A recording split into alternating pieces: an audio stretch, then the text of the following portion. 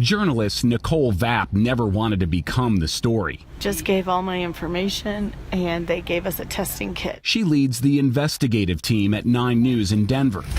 But now she's being investigated for COVID-19 because of symptoms and contact with someone who already tested positive. Okay, one more to go. We got this. The drive-thru tests keep potentially infected patients out of hospitals, away from vulnerable healthcare providers and each other. Okay. But these instant tests don't come with instant results. It said it would be 72 hours. Even though my doctor told me to be 24, they said it would be 72. And I still haven't had results. The vast majority of tests currently conducted in the United States are genetic.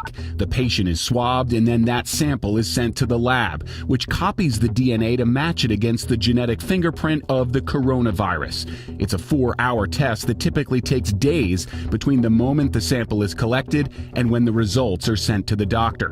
The genetic test shows only if the virus was in your body at the time the sample was taken. We're just sitting here waiting. Nicole got no answer for 5 days. Then, right after this interview, she got the news. She was negative. If someone's getting a test result back 5 days later, it just tells them they were negative 5 days ago. It doesn't tell them they're negative now. Exactly. It's kind of a useless test at that point. Some countries are using a test that involves a blood draw. The blood is sent to a lab which doesn't detect the virus itself, but looks for the antibodies we produce to fight the virus. That test takes the lab a few hours before the results are sent to the doctor.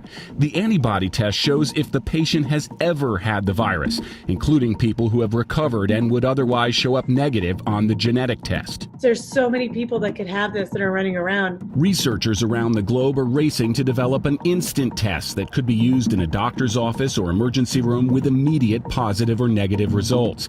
For now, here in the U.S., the people who can actually get in line to wait for a test then have to wait days longer to hear the verdict.